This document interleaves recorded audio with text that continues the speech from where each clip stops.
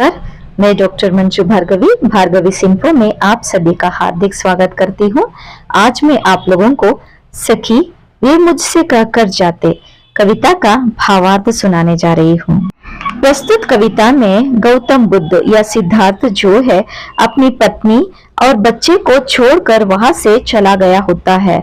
उसके बाद पत्नी को पता चलता है कि पति वहां पे नहीं है, उसे बिना बताए कहीं चले गए हैं। तो वह अपनी सखी से बात करती है कि अगर वो मुझसे कहकर जाते तो मैं खुशी खुशी उनको विदा देती थी, पर वो मुझे बिना बताए पता नहीं कहाँ चले गए। और इसी का भावार्थ अब हम लोग देखेंगे।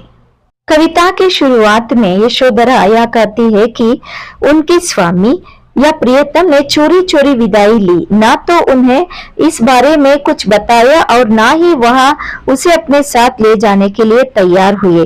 इसी से यशोधरा को यह अनुभव होता है कि उसका अंतरात्मा यह समर्पण पूरा नहीं पहचान गया है।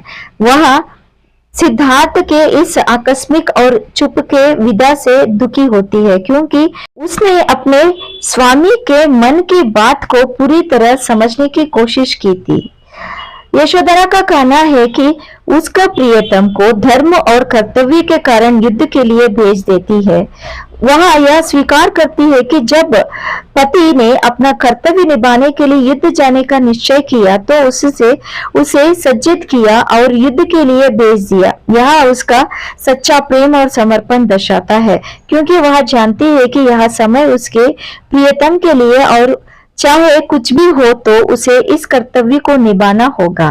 पर वह इस बार जहाँ पे गया है इसके लिए बोल के नहीं गए हैं। इसी बात पर वह यशोदा दुखी यह भी कहती है कि वह अपने भाग्य को दोष नहीं देती।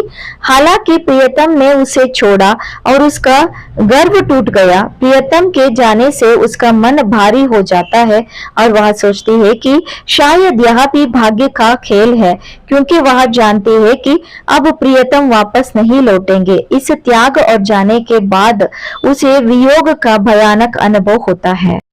यशोधरा का कहना है कि वह प्रियतम को निष्ठुर मानने वालों की बातों से असहमत है, क्योंकि उसे यह जानने का पूरा यकीन है कि वह सिद्धार्थ के आंसू और उनकी कटाई नहीं देख सकती।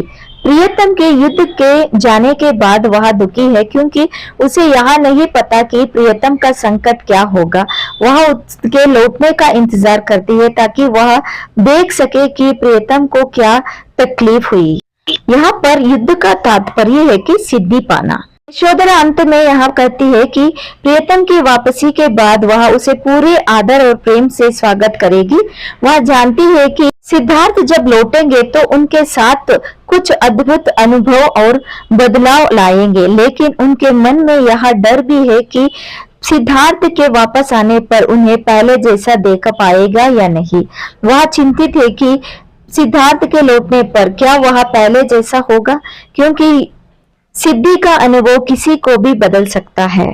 यह कविता प्रेम और समर्पण के अद्भुत रूपक को व्यक्त करती है। हाँ, यशोधरा अपने प्रियतम के धर्म और कर्तव्य के प्रति समर्पित होती है। उसके वियोग में उसकी पीड़ा, चिंताएं और आशाएं बहुत गहरी है। वह प्रियतम के बिना जीवन की वीरानी और अकेलेपन को महसूस करती है, लेकिन फिर भी वह अपने धर्म और प्रियतम के कर्तव्य को समझते हुए उन्हें समर्थन देती है। कविता का मुख्य संदेश यह है कि प्रेम में बलिदान और समर्पण की भावना हमेशा सर्वोपरि होती है, और यह यशोधरा का सच्चा कर्तव्य भी यहाँ पे दिखाया गया है। कविता मैथिली शरण गुप्त के काव्य में प्रेम, वियोग, समर्पण और धर्म का खूबसूरत मिश्रण है। नारी की भावनाओं, पीड़ा और समानुभूति को व्यक्त करने के साथ साथ यह कविता हमें कर्तव्य और त्याग का भी शिक्षा देती है। यह नारी की आंतरिक शक्ति और संवेदनशीलता को दर्शाती है, जो कभी भी अपने प्रियतम को त्यागने को तैयार नहीं होती। यहीं पर कविता का भावार्थ समाप्त होता है। धन्यवाद।